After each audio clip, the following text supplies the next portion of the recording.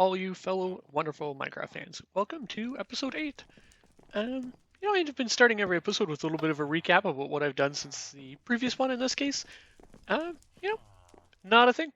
I've just been uh, chopping down trees, really, and getting more wood ready for building the tree. I did also just finish episode 7, where it's just a bit of a, recap of kind of behind the scenes and stuff like that too. So that was pretty fun. It was pretty nice just to record an episode where I got to share my thoughts a little bit more. So in this episode, we're going to be just briefly, just for the first little bit of the montage, going to be finishing the branches, and then I'll be going up and starting the tree canopy, which is going to be pretty exciting. So that's going to be a lot of work too. I'm just coming over here. This looks like a good spot. That looks kind of cool. You can see it rising off in the distance. Now I know it looks kind of like a cross or an X on the top. It's just because the main branches needed to be wide and big, because that's where the village is going to be, up in this area up here. So, and as well too, the tree canopy is going to be pretty big, because it'll be like out to here.